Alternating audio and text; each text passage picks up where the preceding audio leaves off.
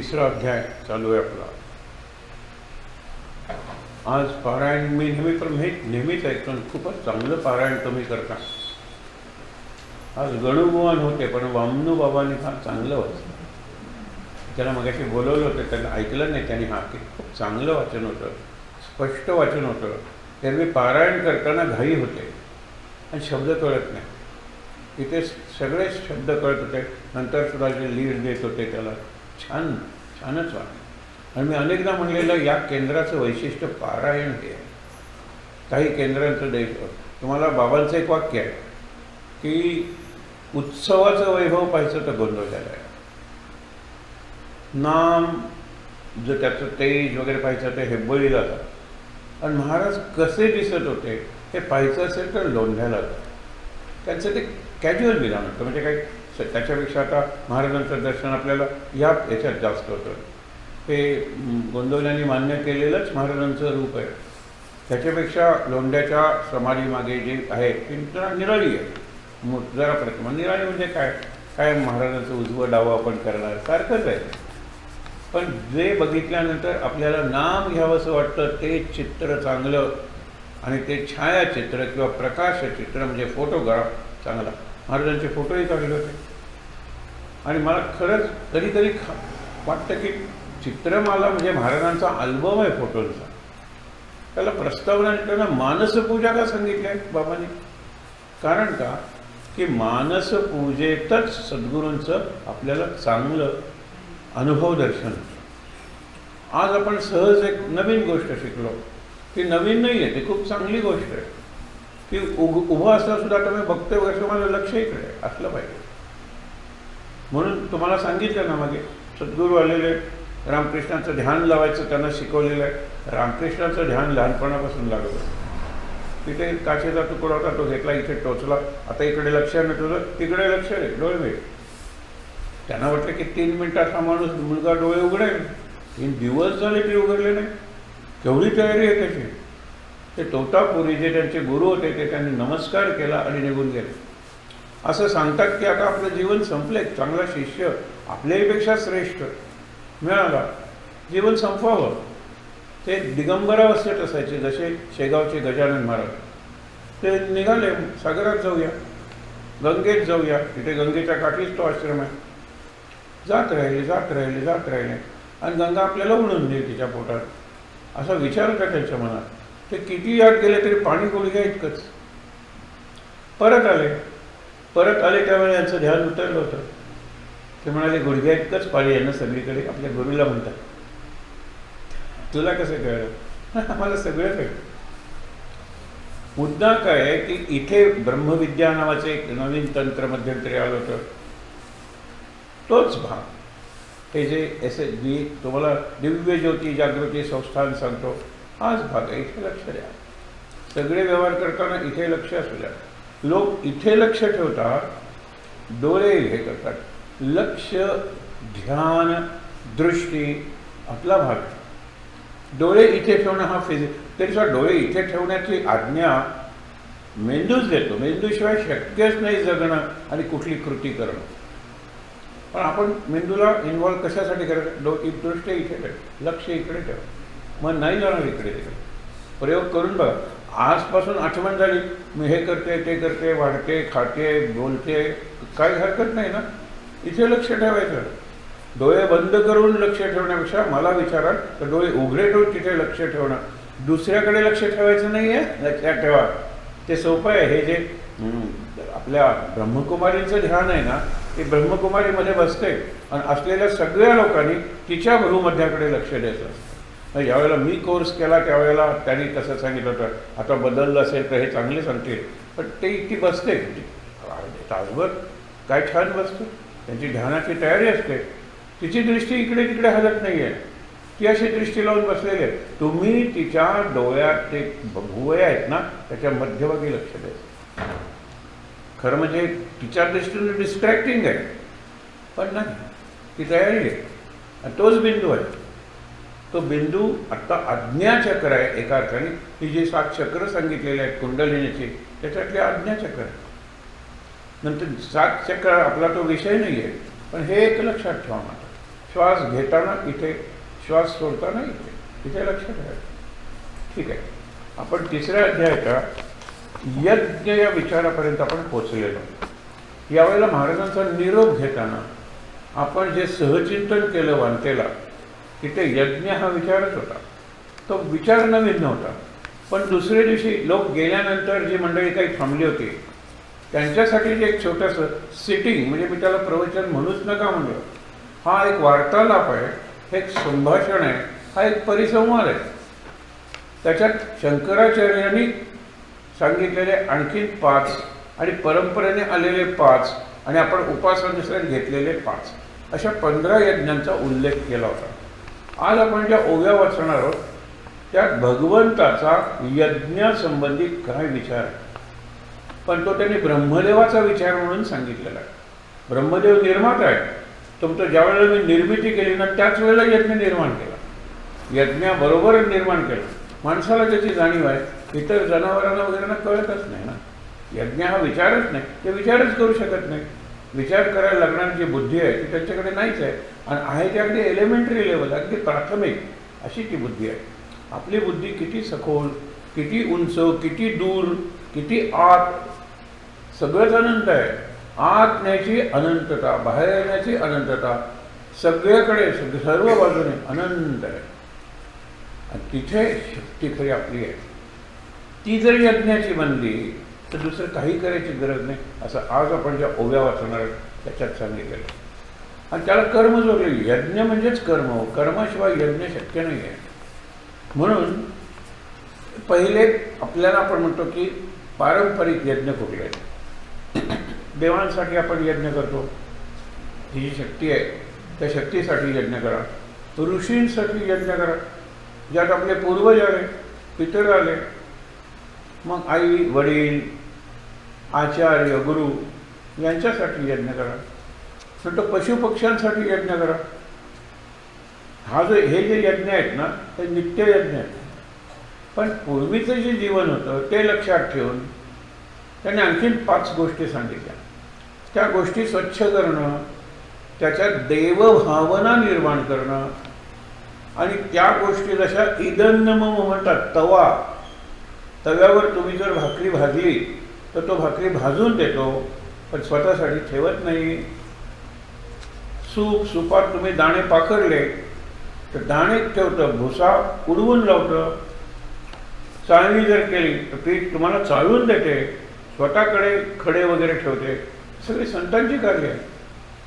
या गोष्टींना तुम्ही देवत्व द्या, मग तुमच्या जीवनात दिव्यत्व येईल, हा विचार आहे. त्याने 5 गोष्टी कुठल्या सांगितल्या. सकाळी तुम्ही उठला, चूल पाहिजे, बरोबर. नंतर तुम्ही पाणी, त्यावेळेला विहिरीतलं पाणी होतं, उदकुंभी, हे कळशी, हे दुसरं सांगितलंय. त्याच्यानंतर त्या दिवशीचा स्वयंपाक करायचा, जाते म्हणतो आपण, पेशणी, कंडणी, ज्याला आपण मुसळ म्हणतो, तर उखळाला मुसळाला नमस्कार करा. आणि सारणी, मार्जनी, जी झाडू आहे तो, या 5 देवता आहेत, त्यांची त्या भावनेनं पूजा करणं. म्हणून या प्रत्येकाला हळद कुंकू वाहून त्या दिवसाची सुरुवात करा, हा पूर्वीचा संस्कार होता.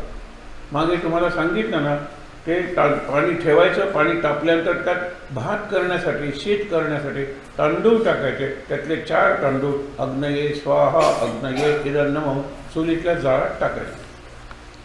बघा ना, यज्ञ आहे तो. यज्ञ पावला पावली नित्य यज्ञ. पण ही एवढी भावना करताना आता नाही, आम्हाला बटन दाबलं की आम्हाला पाणी येतं, त्या बटनात हळद कुंकू वाहू नका. पण ते आहे, करंट केल्यावर आपल्याला कळतं. म्हणजे मी ज्यावेळेला त्या स्विचची पूजा करेन त्यावेळेला त्या शक्तीची पूजा आहे. विद्युत नावाची जी शक्ती आहे, आणि ती शक्ती ज्या शक्तीचा एक अंश आहे त्याला महाशक्ती, परमशक्ती किंवा पराशक्ती, अगदी महत्त्वाचा विचार लक्षात ठेवा. त्याचा जे भाव आहेत निरनिराळे. म्हणजे कृतज्ञतेने जगा, धन्यवाद द्या सगळ्यांना, आणि मुख्य म्हणजे त्याच्यात पूज्य भाव ठेवा. धन्यवाद हा व्यावहारिक शब्द झाला. आपण थँक्यूला धन्यवाद म्हणतो, त्याच्यातला धन्य शब्दाचा अर्थही लक्षात घेत नाही. परंतु पूज्य व्हा. म्हणून ज्यावेळेला शुकदेवांना एका अर्थाने आत्मज्ञान झालं आणि त्यांना बोलवलं जनक राजाने, त्यावेळेला त्यांना सगळं साखरेचं दिसायला लागलं. मी स्वतः साखरेचा आहे. ज्या वेशीबाहेर राजा तुम्हाला 2 दिवस ठेवलं होतं, वेश सोन्याची आहे, म्हणजे ते कचरा माझ्या अंगावर टाकला, तो सुद्धा साखरेचा, सोन्याचा नाही, साखरेचा आहे. मग रस्ते, रथ, दुकानदार, गिराईकं, निरनिराळा माल, हे सगळं साखरेचं.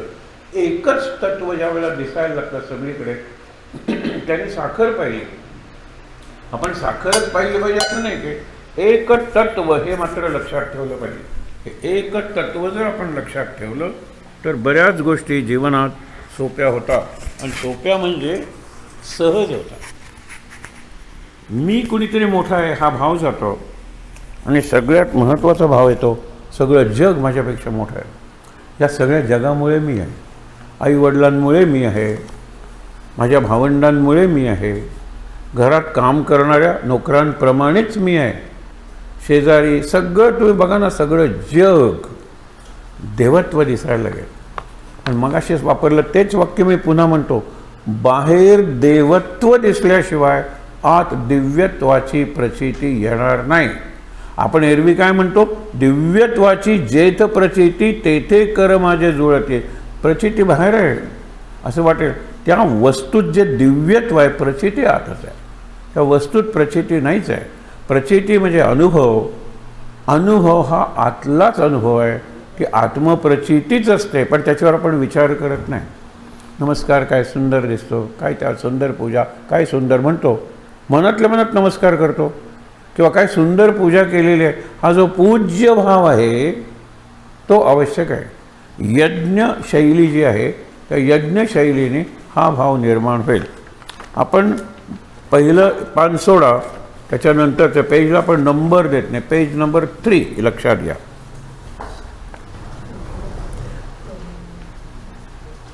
नियतम कुरु कर्मत्वम कर्मजायो कर्मणा ही अकर्मणा शरीर यात्रा पिचतेन प्रसिद्धेन कर्मणा.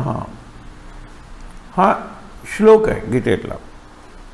आज तुम्हाला कर्मयोग म्हणजे काय समजायला या ओव्या अगदी सोप्या आहेत आणि अगदी छान आहेत. सांडोनी स्वकर्म कर्मातीत व्हावे, हे तो न संभवे संसारिया. कर्म सांडून, आता काही मला कर्म करायचं काही उरलंच नाही आहे. अरे जिवंत आहेस ना, कर्म करायलाच पाहिजे. कर्म केल्याशिवाय जिवंत राहताच येणार नाही आहे. आता मी कर्मातीत झालो नाही म्हणतायत. म्हणून तुम्ही जीवनमुक्त जरी झाला तरी सुद्धा त्याला कर्म असतात, त्याला देहधर्म असतात आणि त्याप्रमाणे त्याला कर्म करावंच लागतं. अगदी तुम्हाला अन्न जरी दुसऱ्यांनी शिजवून दिलं, खावं तरी लागतं ना तुम्हाला. मग काय खायचं, किती खायचं, खाल्ल्यानंतर कुठल्या प्रकारचा विचार करायचा. कारण अन्नाप्रमाणे माणूस बनतो असं म्हणतात. As you eat so you become, and so you become as you become so you think. म्हणून अन्नाचा माझ्या विचारांशी, माझ्या भावनांशी, माझ्या कल्पनांशी निकटचा संबंध आहे. जे लोक तामसी आहार खातात त्यांचे विचार नसतात. म्हणून संतांनी नेहमीच आहार, तुम्ही मांसाहार शाकाहारपेक्षा तो सात्विक करण्याचा प्रयत्न करा. मग दुसऱ्याचा जीव घेऊन घेतलेला आहार हा सात्विक कसा असेल, हा विचार आतून तुम्हाला पडतो. यांना मारायचं खायचं, त्याला मारायचं खायचं, हे नाही. दुसऱ्याला मारून मी नाही सात्विक होऊ शकणार, म्हणजे तो आहार सात्विक नसेल. याचा अर्थ शाकाहार किंवा शिवराक तामस नसतोच असं नाही. किंवा सगळा शिवराक, हे शिवराकाचे सुद्धा तामस प्रकार करता येतात की. आपण भजिया नावाचा जो प्रकार म्हणतो, खूप आनंदाने खातो, तो तामस जरी म्हणला नाही तरी राजस असेल, सात्विक नक्की नाही. हे कळतं आपल्याला. म्हणून उपवासाचे पदार्थ, उपवास असणारा जे टाळायचे पदार्थ, हा जो विचार आहे ना, हा विचार महत्त्वाचा आहे. म्हणून ज्या वेळेला मी म्हणतो की सांडोनी स्वकर्म कर्मातीत व्हावे, मी स्वकर्मच सोडतो आणि मला कर्माच्या पलीकडे, आता मला कर्म करण्यासारखं काही उरलंच नाही आहे म्हणजे नाही, हे तो न घडे नो संभवे संसारिया. मग शास्त्रबाह्य करावे का कर्म, सोडावा का धर्म सांगे आता. मग शास्त्र स्वकर्म जर करावंच लागणार आहे तर शास्त्रबाह्य कर्म का करायचं सांग. शास्त्रबाह्य करावे का? 16वा का धर्म सांगे आता. आणि धर्म म्हणजे कर्म, कर्तव्य कर्म म्हणजे धर्म. आपण नेहमी शब्द वापरतो त्यावेळेला धर्म आपल्याला अपेक्षित असतो. एक काय आहे? पितृधर्म, पुत्रधर्म. आईवडिलांचा धर्म आहे कर्तव्य, मुलांचा धर्म आहे कर्तव्य. आईवडिलांचा धर्म मुलांचं संगोपन करणं, ती लहान असताना. मुलांचं कर्तव्य आईवडील म्हातारे झाल्यानंतर त्यांचं पालन पोषण करणं. हे मी फक्त धर्म शब्द वापरला आहे. कर्तव्य आणि कर्म असं अधिकार म्हणलं तर लहान मुलांचा अधिकार आहे आईवडिलांनी त्यांची काळजी घेणं. तसंच म्हाताऱ्या आईवडिलांचा अधिकार आहे मुलांनी त्यांची काळजी घेणं. अधिकाराला कर्तव्य कसं जोडलेलं आहे? सोपं आहे. मुलांचा अधिकार आहे आमची काळजी घ्या, आईवडिलांचं कर्तव्य आहे मुलांची काळजी घेणं. जोडलेलं आहे कर्तव्य आणि अधिकार. म्हणजे राईट अँड ड्युटी. अधिकार म्हणजे राईट, कर्तव्य म्हणजे ड्युटी. तसंच म्हाताऱ्या माणसांचा अधिकार आहे right to be served by their children, आणि मुलांचं कर्तव्य आहे हा धर्म आहे. हे कळलं ना म्हणजे आपल्याकडे शेजार धर्म आहे तसा शत्रुधर्मसुद्धा आहे. शत्रुधर्माचं सगळ्यात चांगलं उदाहरण म्हणजे मरणांता आणि वैरा. आणि राम ज्यावेळेला सांगतो रावण पडलेला आहे माझा बाण लागून, मेलेला नाही आहे, त्याचे काही श्वास शिल्लक आहेत, तेव्हा हे लक्ष्मणा आणि हे विभीषणा रावणाकडे जा आणि राज्य कसं करावं हे शिका. हे राम सांगतो. हनुमान सांगतो मी ज्यावेळेला लंकेत गेलो होतो त्यावेळेला रावणाविरुद्ध कुणाचीच तक्रार नव्हती सोडून एक त्यांनी सीतेला म्हणजे दुसऱ्याच्या स्त्रीला पळवायला नको होतं. आदर्श राजा होता तो. काही प्रजेवर शोषण, प्रजेवर अत्याचार, प्रजेतल्या स्त्रियांवर नाही. हे सीतेला त्यांनी आणलं. त्याच्या अनेक कथा सांगितल्या जातात रामायणात. सीतेला रावणाने आपल्याला पळवून न्यायला हवं होतं. एरवी जी खांद्यावर बसून त्यांनी नेली, 9 महिने तिला स्पर्श करू शकला नाही. आपल्याच घरात, आपल्याच अशोकवनात. याचा कधी विचार केला आहे का आपण? 9 महिने 1-2 दिवस नाही, रावण तिला स्पर्श नाही करू शकला. इतकं तेज, आत्मतेज सीतेचं होतं. अग्नी होती साक्षात ती. पण तिने का पळवून नेलं? तिची इच्छा होती आपल्याला पळवून न्यावं म्हणजे राम रावणापर्यंत पोचेल आणि मी आधीच्या जन्मात जे संकल्प केलेला आहे की मी तुझा नाश केल्याशिवाय राहणार नाही, राम रावणाचा नाश करेल. सीतेने स्वतःला त्याला हवं होतं पळवून नेलेलं. त्याशिवाय रामायणात रामाचं जे अवतार कार्य आहे, रावणाचा संहार, ते घडलंच नसतं. कारण 12 वर्ष ते कुठे होते? पंचवटीपर्यंत, नाशिकपर्यंतच होते. दक्षिण भारतात सुद्धा गेले नव्हते. दक्षिण भारतात का आले? सीतेच्या शोधासाठी. सीतेच्या शोधासाठी खरा दक्षिण भारताचा प्रवास कुठून सुरू झाला? सुग्रीव भेटल्यानंतर. सुग्रीव, किष्किंधा, कर्नाटक, दक्षिण भारत करत करत कुठे आले? अगदी लंकेपर्यंत. म्हणून विचार केला पाहिजे की ज्या वेळेला रावणाला सांगतो, राम सांगतो या दोघांना, तिथे सुद्धा गंमत आहे. बारकावे आम्ही म्हणतो ना की रामायण महाभारतातला छोटासा प्रसंग सुद्धा मूल्य शिक्षण, म्हणजे हल्लीचा फॅशनेबल शब्द आहे म्हणून मी वापरला, व्हॅल्यू एज्युकेशन, ज्याला आम्ही पूर्वी संस्कार म्हणत होतो. हे संस्कारांचं शिक्षण आहे. लक्ष्मण जातो रावणाच्या डोक्याकडे उभा राहतो, रावण पडलेला आहे. विभीषण जातो रावणाच्या पायाकडे उभा राहतो. रावण हसतो आणि म्हणतो रामाने तुम्हाला पाठवलं ना रे, माझ्याकडून काहीतरी शिका म्हणजे मी गुरु झालो. गुरुच्या डोक्याकडे का कोण उभं राहतं? एवढं सुद्धा डोकं नाही. याच्या आधीचा आता हा रामायणातला प्रसंग झाला. महाभारतातला प्रसंग, कृष्ण झोपलेला आहे. पहिल्यांदा दुर्योधन जातो डोक्याकडे बसतो, अर्जुन येतो पायाकडे बसतो. कृष्ण नाटक करतो. उठल्यानंतर अरे अर्जुना केव्हा आलास? त्यावेळेला दुर्योधन मागून म्हणतो मी आधी आलेलो आहे. हे लक्षात घ्या. जर आम्ही तुला पराभूत केलेलं आहे तर तुझ्या पायाकडे कशाला राहायचं? पण तू आत्ता आलास माझ्याकडून काहीतरी शिकायला, पायाकडेच उभं राहायला पाहिजे. आणि मग विभीषणाला काहीतरी खूण केली असेल की पायाच्या या बाजूला मी या बाजूला तू उभा राहा. आणि मग रावणाने जे काही सांगितलं तो त्यांचं शिक्षण. कारण मरणांता आणि वैरा, आणि मरण झालं वैर संपलं. हा शत्रुधर्म आहे, शत्रुधर्म आहे. म्हणून शत्रूला सुद्धा आता सध्या शक्यच नाही हो. सध्या अधर्म घराघरात आहे, कारण अधर्म मनामनात आहे, स्वार्थ अधर्म आहे. मग अशी तुम्ही शेवटी म्हणत होता हाची सुबोध गुरूंचा. आपण जो कार्यक्रम लिहिला होता यावेळेला 1 तारखेचा, त्याच्यात महाराजांचा निरोप, निराळ्या पद्धतीचा कार्यक्रम होता, वेळ कमी होता म्हणून म्हणलं नाही. त्यावेळेला तरी म्हणायचं हाची निरोप गुरूंचा, अनुसंधाना कधी न चुकवावे. हाच निरोप गुरूंचा. कारण मी चुकत नसेल तर प्रवचनाच्याच पुस्तकात शेवटी जे दिलेले आहे त्याच्यात हाची निरोप गुरूंचा म्हणलेला आहे. पण लोक प्रश्न विचारायला लागलेले, निरोप कुणाचा? महाराजांचा. कुणी दिला? कुणापाशी दिला? त्याच्यापेक्षा हाची सुबोध गुरूंचा. युनिव्हर्सल झालं ना ते, सगळ्यांचा. कुठलाही गुरु हाच सुबोध करणार आहे. पण हाची निरोप गुरूंचा. निरोप म्हणजे मेसेज नाही आहे, फक्त निरूपण आहे. ते निरूपणाचं जे सार आहे तो निरोप आहे. महाराजांच्या शिकवणीचं जे सार आहे तो हाची निरोप गुरूंचा. आणि ते बाबांनीच करावं. जो बरोबर इसेन्स इन अ नटशेल म्हणतो ना, तसं सगळी ती शिकवण आलेली आहे. आज तुम्ही जो 7वा अध्याय वाचलात, त्या 7व्या अध्यायात बारीक जर तुम्ही अभ्यास केलात तर ही सगळी शिकवण 7व्या अध्यायात आलेली आहे. बघा पुढे काय, सांडोनी स्वकर्म कर्मातीत व्हावे, हे तो न संभवे संसारिया, मग शास्त्रबाह्य करावे का कर्म, 16वा का धर्म सांगे आता.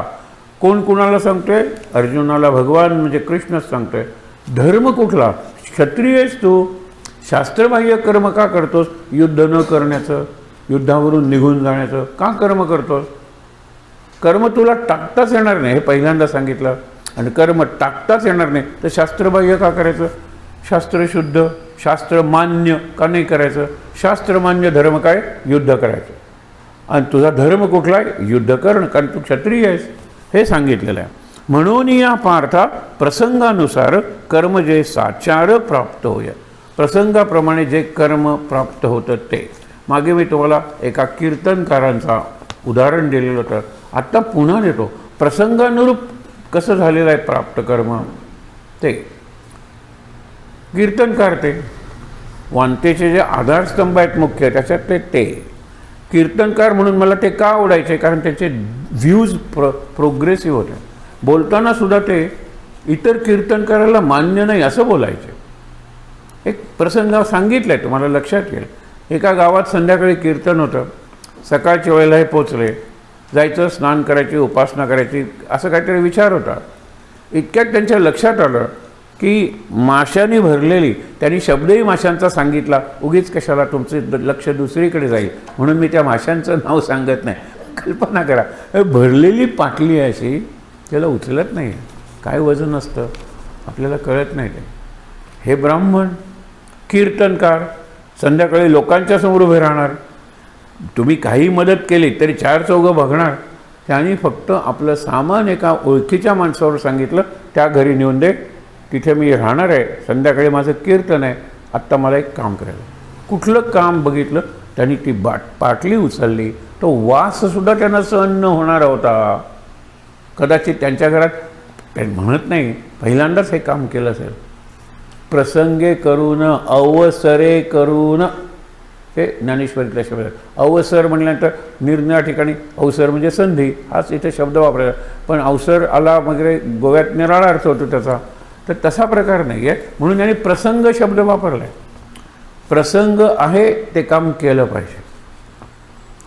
प्रसंग आहे, तुम्हाला सांगतो, ही व्यक्ती दिलासा म्हणून आपली जी संस्था आहे ना, तिथे लोकांना शांत मरण, दयामरण हा जो शब्द आहे त्याच्यासाठी तुम्ही इथे ठेवा आणि निघून जा. ही व्यक्ती तुम्हाला मेल्यावरच जर काही तुम्हाला हे करायचे निरनिराळे विधी वगैरे, तिथे नेऊन तुम्ही ठेवा. कारण डॉक्टरनी सांगितल्याच्यावर काही उपचार नाही, आम्ही काही करू शकणार नाही, तुम्ही हिला घरी न्या. अरे घरी परत नर्स लागली, काय लागलं काय, ते इथे संस्था आहे फार्मागुडीला गणपतीच्या समोर. एक दिलासा आहे आणि एक विसावा आहे. विसावा म्हणजे जिवंत, म्हणजे वृद्धाश्रमासारखा तो कन्सेप्ट आहे. दिलासाचं मी तुम्हाला सांगतो आहे, हे किती अवघड काम आहे. पण प्रसंगी करू ना, घरात मी काही करणार नाही आहे, ती शुद्धीवर असेल तर तिला बघवणार नाही आहे काय माझ्यामुळे घराची अवस्था झालेली आहे, लाखो रुपये खर्च केलेले आहेत वगैरे वगैरे. इथे तुम्ही आणून ठेवा. त्यानं काय केलं जातं तिथे? मॉर्फिन. हे लॉफुल आहे, लॉफुल, इलिगल काही नाही. मॉर्फिन दिलं जातं आणि क्रमाक्रमाने ती व्यक्ती जीवन संपवते. दिलासा. अनेक ठिकाणी अशी केंद्र निघालेली आहेत. त्याला एक चांगला शब्द आहे.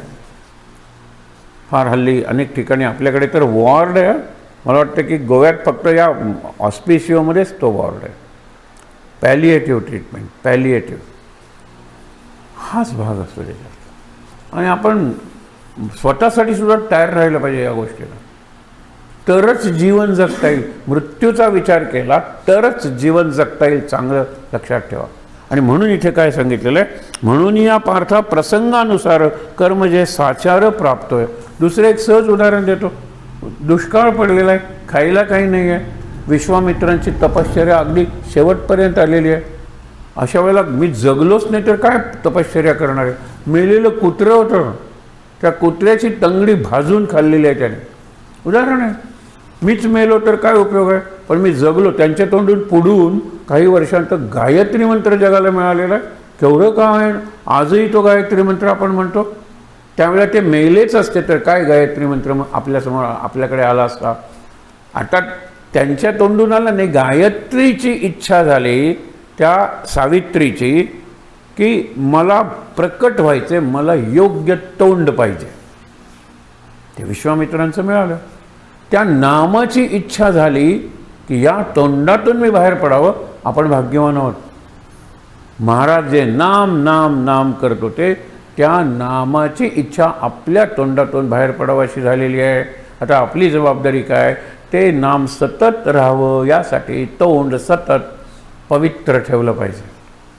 तोंड पवित्र ठेवलं पाहिजे म्हणजे काय? सोपं आहे. पहिल्यांदा बाह्य पवित्रता, ते स्वच्छ, दात घासा, आंघोळ करा, चूळ भरा, हे बाहेरचं झालं. नंतर प्रसन्न ठेवा ना. जे काही रूप दिलेलं आहे ते प्रसन्न ठेवा. सगळ्या जगाचं ह्याच्यानं आपण रूप दिले देवा काय असं करू नका. जे आहे ते प्रसन्न ठेवूया. वाणी मृदू असू दे. वाणी दुसऱ्यांना शांत करणारी असू दे, सुख देणारी असू दे, शक्य असेल तर त्यांचे कल्याण करणारी असू दे.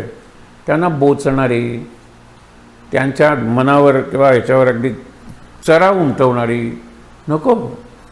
शांत. आणि सगळ्यात महत्त्वाचं म्हणजे तोंडाची म्हणून जी काही व्यसनं आहेत, स्मोकिंग, इटिंग टोबॅको, ड्रिंकिंग नको. जर मी माझ्या तोंडातून नाम आलेलं आहे, ही माझी इच्छा नाही, ही माझ्या सद्गुरूंची इच्छा आहे, त्याला अनुग्रह म्हणायचं. आणि त्याच्याही आधी नामाची इच्छा आहे. नामाची इच्छा आहे. आणि हे उपनिषदातलं वाक्य आहे. ज्याला दर्शन द्यायचं असतं त्याच्या समोर ब्रह्म प्रकटतं, त्याला अनुभव देतो, झाली दीक्षा. तो त्याची निवड ब्रह्म करतं, त्याची निवड सद्गुरू करतो, किंवा त्याची निवड ते नाम किंवा ते साधन करतं की ही या व्यक्तीसाठी तोंडातून मी बाहेर पडणार. पण आपल्याला जर निवडले तर आपण केवढे भाग्यवान आहोत. आपली रिस्पॉन्सिबिलिटी काय आहे? मी तुम्हाला काय करायचं ते सांगितलं, काय अवॉइड करायचं ते सांगितलं. अवॉइड करायचं ते आपण जवळजवळ अवॉइड केलेलंच आहे. स्मोकिंग, ड्रिंकिंग, इटिंग टोबॅको, दारू पिणं, तंबाखू खाणं आणि सिगरेट बिडी ओढणं, हे आपल्यापैकी जवळजवळ सगळ्यांचं नाही आहे. पण बाकीचं जे आहे ते नव्या वर्षी मी टाकणार आहे का? आत्ता जर ठरलं, महाराजांना तुम्ही सांगितलं, तर परीक्षा केव्हा सुरू होणार? ही पायरी सोडून आत गेल्यानंतर परीक्षा होणार आहे. बोलायचं ते बोलणार नाही, दुसऱ्याची निंदा करणार नाही, चाहड्या चुगल्या गॉसिप म्हणतात करणार नाही, जी व्यक्ती नाही तिच्याबद्दल बोलणार नाही, कमी बोलेन, शांत बोलेन, हळू बोलेन. मग कमी बोलली तर मी खोटं बोलायची एवढी सवय मला लागलेली आहे. कमी बोलल्यानंतर खोटं कमी बोललं राहील.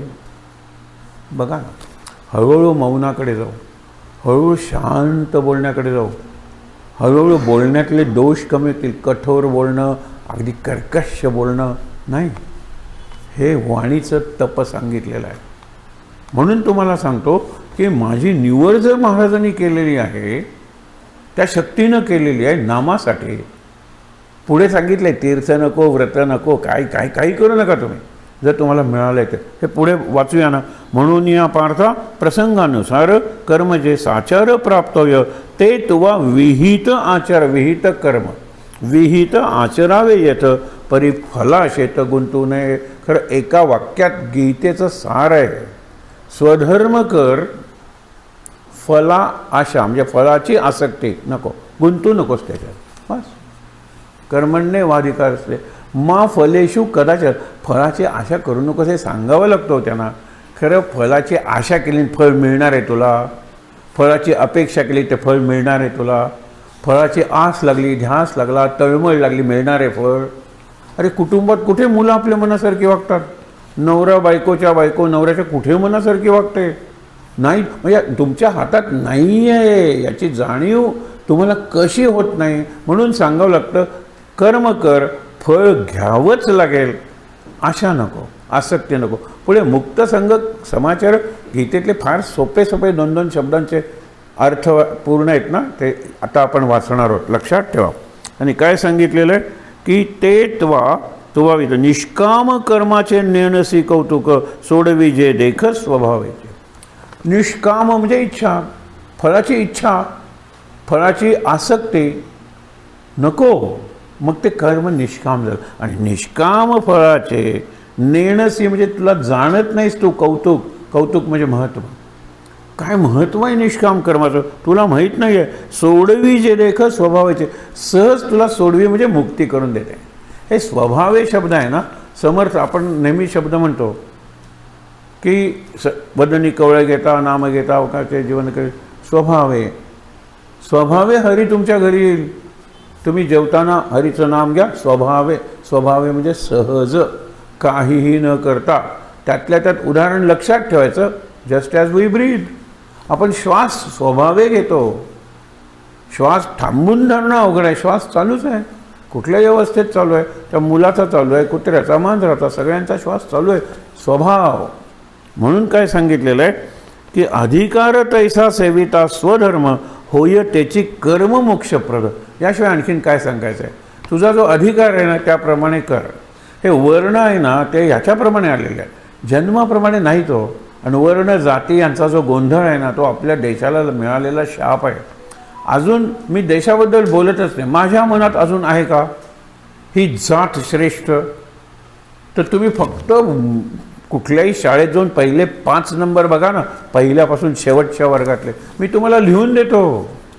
त्याच्यात वरच्या जातीचा एखादा असेलही शब्द लक्षात ठेवा. मी काय असेलही, पण खालच्या जातीचे आपण ज्याला म्हणतो सो कॉल्ड असतीलच. बुद्धी काय अशी जातीप्रमाणे वाटलेली आहे, संधी वाटलेली आहे. आम्हाला संधीच नाही आहे शिकायची. संधी मिळाली वी कॅन कॉम्पीट. सगळीकडे तुम्ही बघा कॉम्पिटिशन आहे गेलं. पण मी विचार करणारे माझ्या मनात अजून हे भेद आहे. हा वर्ण श्रेष्ठ, ही जात कनिष्ठ नीच, अजून माझ्या मनात आहे. वर्ण आणि जात काढून टाका. आपण वर्णाबद्दल, गीता वर्णाबद्दल बोलते. तुझा स्वधर्म म्हणजे काय? तुला वाचायला आवडतं ना? हो, ठीक आहे. ज्ञान मिळवायला आवडतं ना? हो. ते ज्ञान इतरांना वाटून ते ब्राह्मण. कोणी ब्राह्मण होऊ शकतं. आता विश्वामित्र क्षत्रिय होता, ब्रह्मर्षी झाले. किती उदाहरण आहे त्याच्यात. म्हणून लक्षात ठेवा, तुला जर लढावंसं वाटतं, अन्यायाविरुद्ध लढावं वाटतं, स्वतःच्या न्यायासाठी लढावंसं वाटतं, तू क्षत्रिय आहे. क्षत्रिय म्हणजे युद्धावर जाऊन लढणं किती जणांना शक्य आहे? भारताचं समजा 20 लाख सैन्य आहे, 140 कोटी जनता आहे. सैन्य काहीच नाही त्या मानाने. म्हणून सैन्यात जाऊन लढणं हे क्षत्रिय, हे फार वरवरचं झालं. लढणं, रोगाविरुद्ध लढणं क्षत्रिय वृत्ती आहे. आपण नेहमी म्हणतो की तुम्हाला उपासना करायचे, रात्रभर जागायचे, क्षत्रिय वृत्ती असल्याशिवाय जमणारच नाही. ब्राह्म पाहिजे ज्ञानासाठी, क्षात्र पाहिजे याच्यासाठी. कशासाठी? मी तुम्हाला एक उदाहरण देतो ना. अगदी सुरुवातीला आम्ही जिथे दत्त मंदिर तिथे उपासनाला जायचो. शनिवार रविवार तर असायची सुट्टी, किंवा सुट्टी आली तर त्यावेळेला शाळेत होतो. शनिवारी 11 वाजेपर्यंत शाळा सुटायची त्यावेळेला. आम्ही कदाचित शनिवारी सुट्टी आलो तर शुक्रवारी जायचो, शुक्रवारी सुट्टी आलो तर गुरुवारी जायचो. आता आमच्यात 4 वर्ण होतेच की. काही जण वाचन चांगले केलेले आणि सांगायची कला असलेले होते. एक जण तर आम्हाला आठवतो की आपण 3 दिवस जाणार आहोत, म्हणजे तिसऱ्या दिवशी नाश्ता कुठला असला पाहिजे जो टिकेल तो घेऊन पहिल्यांदा. दुसऱ्या दिवशी नाश्ता कुठला असेल, त्याच्याच गाडीतून आम्ही जायचो. एवढे बॅरल भरलेले. आम्ही 5-6 जण, मोठा ग्रुप नव्हता आमचा. सगळं जेवण, सगळं खाणं, सगळं पिणं, ही सगळी व्यवस्था तो करायचा. दुसरा एक होता तो ते डबे उघडणं, पानं आणलेले असायचे ते, त्यावेळेला पेपर प्लेट्स होत्या त्या वाढणं, इतक्या प्रेमानं सगळ्याचं. तो शूद्र होता. जो हा रिसोर्सेस पुरवत होता, अन्न वगैरे, तो वैश्य होता. तिथे झाल्यानंतर तिथे समजा डास आहेत वगैरे, काय व्यवस्था वगैरे सगळी करूया, क्षत्रिय होता तो. प्रोटेक्शन. आणि जो वाचन शिकवत होता, आम्ही किती ग्रंथांचा अभ्यास केला, रात्र जागायचो. त्याच्यासाठी आम्हाला क्षात्रतेज हवं होतं. अभ्यास कुठला करायचा समजून कसं, त्यासाठी ब्राह्मतेज हवं होतं. पण आम्हाला जगायचं होतं ना, त्यासाठी वैश्यतेज हवं होतं. आम्हाला आमचं रक्षण करण्यासाठी पाहिजे होतं ना क्षात्रतेज, वैश्यतेज, आणि सेवा करण्यासाठी शूद्रतेज. ब्राह्मतेज म्हणल्यानंतर ब्राह्मण श्रेष्ठ वाटतात, शूद्रांना तेज नाही आहे. अरे ते नसते तर ब्राह्मण काहीच करू शकणार नाही. मी उदाहरण तुम्हाला नेहमी देतो. पोर्तुगीजांच्या काळात सगळे स्ट्राईक्स क्रश होत होते, पण रस्ता स्वच्छ करणाऱ्यांचं नाही. कचऱ्याचे ढीग साठले तर आरोग्य धोक्यात येईल समाजाचं, म्हणून त्यांच्या मागण्या मान्य व्हायच्या. आपण परंपरेने त्यांना शूद्र म्हणतो. आणि त्यांना पायाच्या ठिकाणी, अरे पायाच नसेल तर काय इमारत उभी राहणार आहे. पायच जर माझे नसतील, पायच जर अशक्त असतील, तर माझ्या सगळ्याच ॲक्टिव्हिटी मर्यादित नाही का झाल्या. विचार करा तुम्ही. आणि म्हणून ते म्हणतात की वर्णोचित, पुढे शब्द येईल ना, स्वधर्म, वर्णोचित, आश्रमधर्म, हे सगळे धर्म आहेत. धर्म म्हणजे कर्तव्य, एवढाच शब्द लक्षात ठेवा. मग पुढे काय सांगितलेलं आहे, यज्ञार्थात कर्मणो अन्यत्र लोकोयम कर्मबंधना तदर्थम कर्म कौंतेय मुक्त संघ समाचार. एक मला गीतेतले काही आवडलेले शब्द त्याच्यात, मुक्त संघ. कुणाचाही संघ नाही. सध्या वानकेला एक येऊन राहिलेले आहेत साधक, बऱ्यापैकी मुक्त संघ आहेत. त्यांना संसार आहे, चांगले शिकलेले आहेत मुली. एक मुलगी पडली लागली, त्यांना फोन वगैरे आला, शांतपणे त्यांनी तो फोन घेतला. त्यांना दुसऱ्या दिवशी आम्ही विचारलं मुलगी कशी आहे, त्यांनी अशा पद्धतीने उत्तर दिलं, शी इज ओके. म्हणजे त्या दिवशी कदाचित त्यांनी फोन करून चौकशीही केली नसेल. काही टाईम टेबल काही ठरलेलं नाही आहे. त्यांनी जेवढं वांटेड डिस्कवर केलं तेवढं आम्हीही केलेलं नाही. कारण सकाळी जातो, 2-2 तास बसतो निसर्गमय. म्हणजे निसर्ग माता आहे, निसर्ग पिता आहे, अशा प्रकारे. अजूनही ते तिथे आहेत. म्हणलं आता सेकंड सॅटर्डे राहील, नमस्कार करून काय सांगणार मी असेन की नाही मी कुठे ठरवणार आहे, ही शक्ती ठरवेल. हे जीवन, ही जीवनशैली 2026 आहे. आणि सगळेजण त्यांना स्वामी नाही आहेत, ते त्यांना आम्ही सगळेजण स्वामीजी म्हणतो. त्यांचा वेश तर आपल्यापेक्षा साधा आहे अगदी. म्हणून म्हणतो मुक्त संघ. ते पूर्णपणे मुक्त संघ आहेत का मला माहीत नाही, पण कुठली कुटुंबात घटना घडली नाही, इज अनअफेक्टेड. याचा अर्थ ॲफेक्शन नाही असं नाही, ही इज ॲफेक्शनेटली अनअफेक्टेड. कळते ना तुम्हाला मी काय म्हणतोय ते. प्रेम आहे, पण प्रेमाचं बंधन नाही आहे. हो, बंधन नाही आहे. कर्तव्य करतो. सेवा म्हणजे एवढी सेवा. आम्हाला, मी त्यांना सेवेची संधी म्हणून माझं ताट त्यांच्या हातात द्यायचं. ते म्हणाले मला सेवेची, किती सेवेचे. खुर्च्या उचलायला आम्हाला त्यांनी शिकवलं. त्यांना इथे आम्ही घेऊन यायला पाहिजे, येतील ते. त्यांची इच्छा आहे. म्हणाले की आम्हाला इथे कायमचं राहावंसं वाटतं. म्हटलं you will be asset to the केंद्र. इंग्रजी चांगलं आहे. अनेक आश्रमातून गेलेले आहेत. अनेक सध्या हयात जिवंत असलेल्या ह्यांचा, निरनिराळ्या लोकांचा त्यांच्याशी संपर्क आलेला आहे, गुरूंचा संपर्क आलेला आहे. आणि त्यांच्यावर विचारांचा महत्त्वाचा प्रभाव ओशो म्हणजे रजनीशांचा आहे. रजनीश म्हणजे अरे देव सगळीकडे भरलेला आहे. मंदिरात कशाला जायला पाहिजे, मूर्तीत कशाला शोधायला पाहिजे, असे विचार. पण जर सगळीकडे देव आहे तर मूर्तीतही देव आहे. सगळ्या वास्तूत देव आहे तर मंदिरातही देव आहे. का नाही जायचं मंदिरात, का नाही नमस्कार करायचा मूर्तीला. हे असे दोन्ही बॅलन्स्ड विचार आहेत त्यांचे. मी उदाहरण तुम्हाला दिलं, मुक्त संघ. संगम नको त्याचं. मुक्त संघ समाचार. आता हे किती सोपं किती छान आहे, लक्षात ठेवा. स्वधर्म जो तोची नित्य यज्ञ जाणं. स्वधर्म मी तुम्हाला सांगितलं ना, मला विचाराल माझा वर्ण कुठला, माझी जात नाही आहे, जात ब्राह्मण म्हणून मला कधी अभिमान वाटलेला नाही. उलट दुसऱ्याला मी अभिमान वाटेल म्हणून मी लगेच घरात आमच्या कोण कोण कुठपर्यंत जातं. कधी वांत्याला कोणाला भेद केलेला आहे नाही, मनातच नाही आहे ते. पण वर्ण ब्राह्मण आहे, कारण मी जमखान्याच्या घड्या तुमच्या इतकं चांगल्या करू शकणार नाही. खुर्च्या उचलून ठेवल्या तर मला त्याचा त्रास होईल, पण मी रात्र पुस्तकं वाचू शकतो, चिंतन करू शकतो, महाराजांना शरण जाऊ शकतो. हा माझा वर्ण आहे, तो स्वधर्म आहे माझा. म्हणून त्यांनी सांगितलं काय, सांडोनी स्वकर्म हा हे तर अधिकार द्यायचा. स्वधर्म जो तोची नित्य यज्ञ जाणं घडे अनुष्ठान त्याचे देते. आता जर धर्मच आपला हा आहे तर सतत तो घडणारच आहे, आणि तो नित्य यज्ञ आहे. यज्ञ करण्यासाठी ही सामग्री वगैरे जमवू नका, ते तेल तूप हवन हे करू नका याचा अर्थ नाही आहे. संतांनी सांगितलं याची आवश्यकता नाही आहे. केला चांगलं आहे. समाजाच्या पातळीवर एकत्रीकरण, याचं एकत्रीकरण, माणसांचं एकत्रीकरण, सामग्रीचं हे यज्ञाचं तत्व आहे. आणि इतकं सगळं करून इदन्न मम म्हणायचं हे माझं नाही आहे. आता यज्ञाचे ब्लड डोनेशन कॅम्प होतात, त्याला रक्तदान यज्ञ म्हणलेलं आहे. तिथे कोणीही लोक जाऊ शकतात, आणि मी दिलेलं रक्त कुणाला मिळेल मला माहीत नाही आहे, मी देवासाठी देतो आहे. विचार करा. पुढे काय सांगितलेलं आहे, स्वधर्म हा सांडे कुकर्म. हां पुढे त्याच्या संसारी या मग शास्त्र. स्वधर्म तो तोची नित्य यज्ञ जाणं घडे अनुष्ठान त्याचे देते. अनुष्ठान म्हणजे उपासना. अरे स्वकर्म करताना तीच उपासना आहे. स्वकर्म म्हणजे कर्तव्य, कर्म म्हणजे कर्तव्य, ही उपासना आहे. साधना इज सर्व्हिस इज साधना.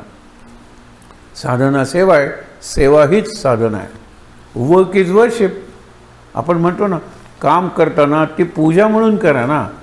मग लाथाट सध्या भारतात काम करणारा माणूस पूज्य भावनेने करतच नाही, लक्षात ठेवा.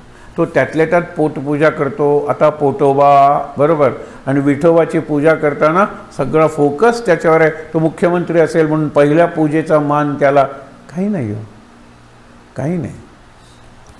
प्रत्येक माणसाची पूजा, प्रत्येक व्यक्तीची पूजा, प्रत्येक वस्तूची पूजा. पूजा का अल्टिमेट शब्द वापरला आहे, पूज्यभाव. पूजा करतो त्याच्यावर आणि काय करणार आहात तुम्ही? देवाची पूजा करतो, आणखीन काय, साहेबाची पूजा करतो, आणखीन वरती काय करणार होतं? पण हा लक्षात घ्या तुम्ही. स्वधर्म हा सांडे कुकर्म आवडे तेव्हा बंध पडे संसारिक. स्वधर्म सोडा तुम्ही, आणि कुकर्म म्हणजे त्याला परधर्म म्हणलेला आहे. स्वधर्मे निधनम श्रेय परधर्म, परधर्म भयावा. स्वतःचा धर्म कर्तव्य करताना मरण आले तरी चालेल, पण दुसऱ्याचा धर्म स्वीकारू नका. आता दुसऱ्याचा धर्म म्हणजे परधर्म म्हणजे जे तुमच्या रक्तातच नाही. This is not my cup of tea वगैरे आपण शब्द वापरतो, जे मला जमणारच नाही आहे ते तू करू नकोस. जेनो काम तेनो ठाय वगैरे आपण म्हणतो ना, खरंच आहे. जावे त्याच्या वंशात तेव्हा कळे, पण वंश मला कसा कळणार आहे माझा? दुसरे जण सांगतात यू आर मेंट फॉर दिस, हेच तुझं काम आहे. ते काम मला खरंच पटत असेल, आवडत असेल, आवडत असेल आणि सहज जमत असेल, तो माझा स्वधर्म झाला. आणि स्वधर्म कसा आहे लक्षात ठेवा. आपण उदाहरण दिलं होतं, मासा पाण्यात जगतो, दुधात मरतो. दूध पाण्यापेक्षा पोषक आहे की हो, पण माशाचा स्वधर्मच पाणी आहे. दूध हा माशाचा परधर्म आहे. म्हणून पुढे काय सांगितलेलं आहे ते, म्हणून अर्जुना स्वधर्माचरण अखंड यज्ञ करीये. अखंड यज्ञ पुढे सांगितलेलं की नित्य यज्ञ करायचा असेल तर तो पुढे ज्ञानेश्वरी तर नित्य यज्ञ बापा. म्हणजे अरे मी तुला सांगतो बापा, हे माझ्या परमप्रिय पूज्य अशा श्रोत्या, तुला मी सांगतो कर्तव्य कर तोच यज्ञ आहे, आणि तो यज्ञ तुला मुक्त करणार आहे. तुला जे जमत नाही, तुझा जो धर्म नाही, तुझं जे कर्तव्य नाही ते तू करायला जाशील तर ते पाप आहे. पुढे फार चांगलं वर्णन आहे. म्हणून अर्जुना स्वधर्माचरण अखंड यज्ञ घरीते. अखंड यज्ञ म्हणजे स्वधर्माचरण. आपला धर्म ओळखा ना. आपला भक्ती हा आपला धर्म आहे, लक्षात ठेवा. आपण ज्ञानमार्ग सगळं शिकतो वगैरे, पण मुळात भक्त आहोत आपण. महाराज संत वगैरे मुळात भक्त आहेत. त्यांनी काय सांगितले, भक्तीतून ज्ञान निर्माण झालं पाहिजे आणि ज्ञानातून भक्ती आली पाहिजे. हे केंद्र का निर्माण केलं? ग्रंथांचं पारायणानंतर अर्थ समजून घ्यायचा आणि अर्थ संपल्यानंतर पारायणाला परायण व्हायचं. आता ज्ञानेश्वरी हे जर कळले, आता ज्ञानेश्वरांना आवडेल तसं वागायचं. म्हणून भक्तीतून ज्ञान आणि ज्ञानातून भक्ती. शेवटी भक्ती हा मुख्य आपला प्राण आहे. पुढे काय सांगितलेलं आहे बघा, म्हणून अर्जुना स्वधर्माचरण अखंड यजन करी जो हे तया याज्ञिकासी. म्हणजे आपला जो धर्म आहे, आपण स्वकर्म आहे, आपलं जे कर्तव्य आहे, स्वधर्म शब्द वापरलेला आहे, ते जो करतो त्याला याज्ञिक म्हणलेलं आहे. तुम्ही त्याप्रमाणे करत राहा, त्या भावनेनं करत राहा, तो नित्ययज्ञ आहे. आणि नित्ययज्ञ म्हणजे मोक्ष. त्या याज्ञिकासी बघा काय, आपण सगळे याज्ञिक. कर्माचे बंधन घडे ना ते जाणं कल्पांती. कर्माचं बंधन नाही म्हणजे मुक्तीच नाही का? कर्म करूनही मुक्त नाही का आपण? हेच लक्षात घ्या, हे महत्त्वाचं आहे. हाची नित्ययज्ञ घडे ना म्हणून लोक पराधीन पडे बंधी. पराधीन होतात लोक. तुम्हाला मागे उदाहरण सांगितलं होते, ती गोष्ट लक्षात घ्या. प्रसंग, एका राजाला आपल्या निरनिराळ्या ठिकाणी काम करण्यासाठी राज्यात माणसं हवी होती. आणि ती माणसं कशी, गुलाम विकत घ्यायचे. तुम्ही आणून द्या, लेबर कॉन्ट्रॅक्टर असतात ना तसे. एक बोट भरून गुलाम आले, काही गुलाम आले. राजा त्याला विचारायचं, नाव कुठलं? कुठून आलास? गाव. काय काम करतोस? हे. अशा पद्धतीने त्यांनी, तुला हे आवडतं तिकडे जा, तिकडे शेतावर जा, तो तिकडे जा. एक गुलाम आला, माझं नाव काय? तुम्ही ठेवाल ते. गाव कुठलं तुझं? तुम्ही पाठवाल ते. आणि काम कुठलं? तुम्ही द्या ते. राजा नमस्कार करतो त्याला, अरे तू गुरु झालास माझा, मला काहीच उरले, मी गुलाम झालो ना तुमचा. मै गुलाम मै गुलाम मै गुलाम तेरा, तू मालिक तू मालिक तू मालिक मेरा. बस, सुंदर. मी गुलाम म्हटल्यानंतर मला काहीच नाही. मला नाव तुम्ही ठेवाल ते, म्हणजे कधी बाळ, कधी बाया, कधी बाळू, कधी बाळासाहेब, काही म्हणा. नाव ठेवाल ते, पाठवाल ते, गाव ट्रान्सफर कुठेही करा. माझा एक मित्र होता, अशा स्वभावामुळे त्याला लोकांना वाटायचं हा आपला अपमान करतोय. त्याला दीवला, त्यावेळेला दीवला पाठवण्याची शिक्षा होती. गोवा, दमण, दीव युनियन टेरिटरी होते. तिथे गेल्यानंतर एवढे पक्षी होते. त्यांनी तिथे गेल्यानंतर पहिला पगार त्यातून एक टेलिस्कोप आणला, पक्ष्यांचा अभ्यास केला, एक्सपर्ट झाला तो पक्ष्याचा. तुम्ही मला कुठे पाठवणार? काणकोणला का कुडचडेला? एक जण रडत आला, बँकेचा असिस्टंट मॅनेजर होता. म्हणला मला प्रमोशन दिलं आणि पाठवले कुठे? कुडचेडाला. ऐकलं नाही गाव म्हणला, कुडचडे. लोकांनी सावर्डे ऐकलेलं असतं, पण कुडचडेच मोठं आहे. पण सावर्डे कुडचडे, कारण सावर्डेला रेल्वेची लाईन आहे म्हणून सावर्डे घातलं पाहिजे. पण व्यवहार व्यापार सगळा कुडचडेचा आहे. म्हणलं एक लक्षात, तुम्हाला मी महाराजांच्या पायाशी बसून महाराजांच्या भक्ताची गोष्ट सांगतोय.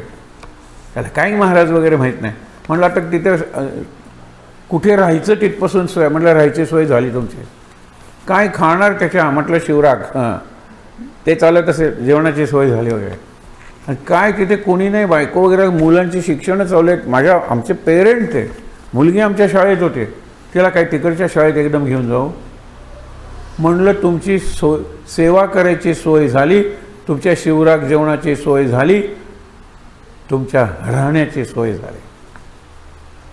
पण ज्यांच्याकडे मी तुम्हाला पाठवतोय त्यांच्या टर्म्सप्रमाणे तुम्ही राहायला शिकलं पाहिजे. बस.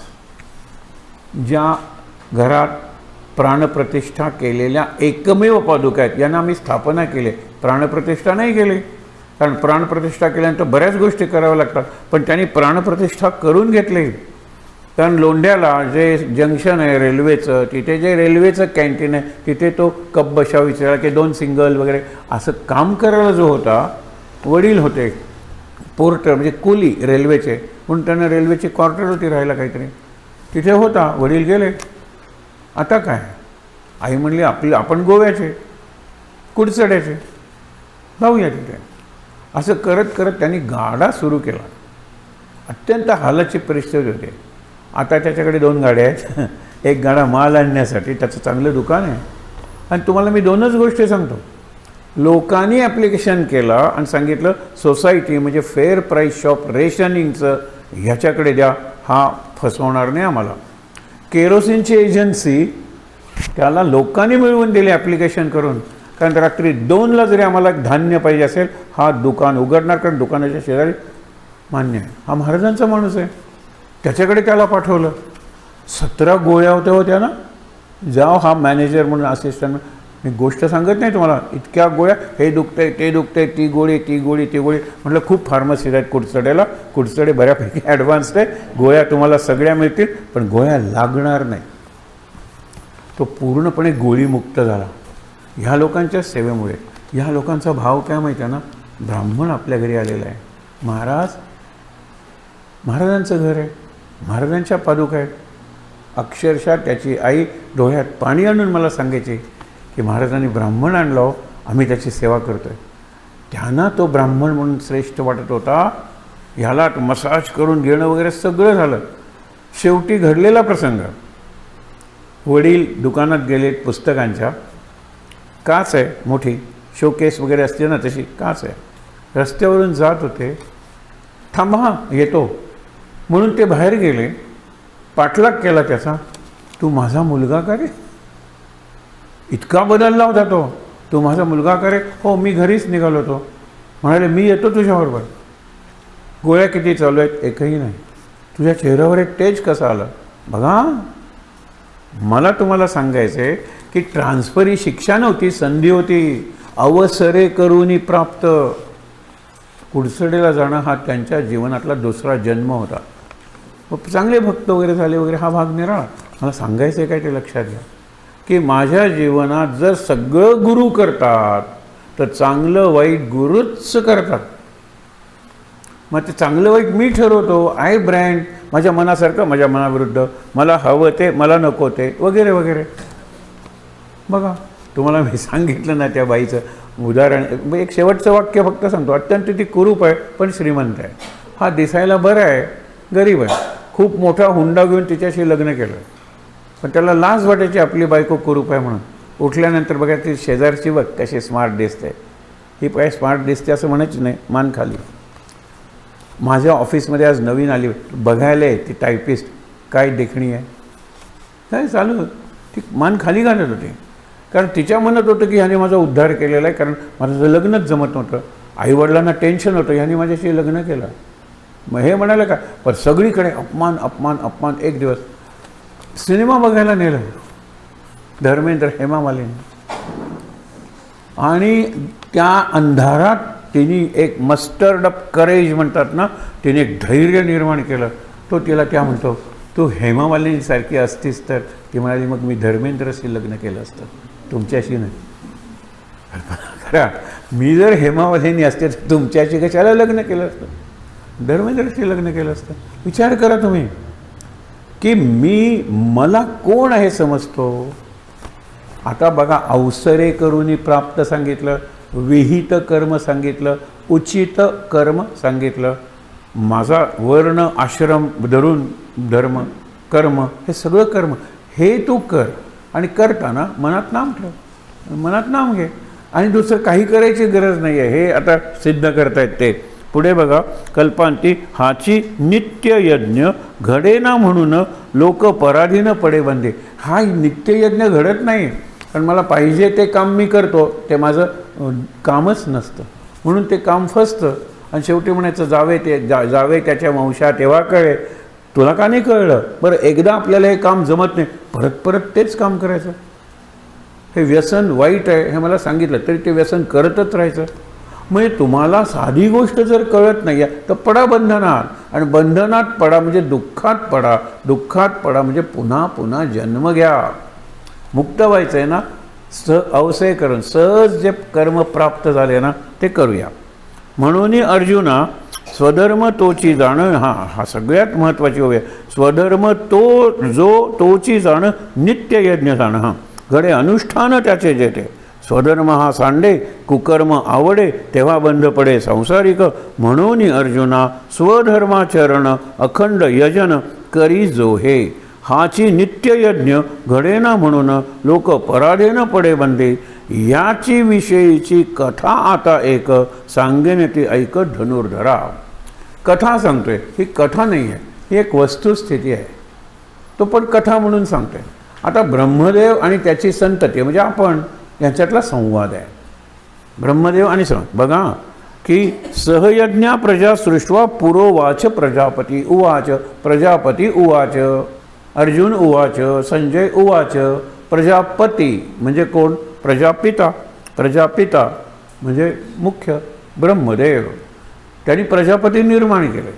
पण ब्रह्मदेवच म्हणा ना. ब्रह्मदेव काय म्हणतो ते लक्षात ठेवा की सहयज्ञा प्रजा अनेन प्रसविष्यध्वम एष वोस्त्विष्ट कामधुक. केली ब्रह्मदेवे सृष्टी संस्थापना. सृष्टीची संस्थापना ब्रह्मदेवाने केली. तुम्ही म्हणाल स्थापना केली ना, अरे किती झालेले आहेत ब्रह्मदेव आत्तापर्यंत. सहज गंमत म्हणून मला तुमची काहीतरी खून द्या, मला तुमची काहीतरी खून द्या म्हणून हट्ट धरला हनुमंतांनी रामाकडे. ते म्हणाले तू काय खाली जातोस वरती जातोस? खाली जाण्याचे तुला खाली जा खोल, आणि खोल सागराच्या तळाशी आणखीन खोल जा. तिथे माझ्या नावाची एक मुद्रिका आहे, मुद्रा अंगठी. तिथे कोण असेल त्याच्याकडून किंवा तू शोधून घे, ती माझी सगळ्यात चांगली खूण आहे. सीतेला शोधायला दिली होती ती राजकीय मुद्रा होती, म्हणजे लग्नाच्या वेळेला वगैरे दिलेली. माझी खरी मुद्रा आहे.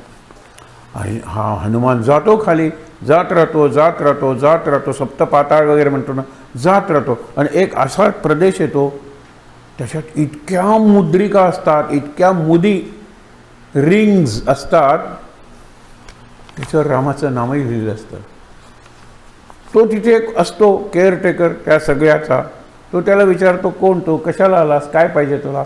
म्हणला मला रामाचे. कोणत्या रामाचं प्रश्न विचारतो? कोणत्या रामाची मुद्रिका तुला पाहिजे?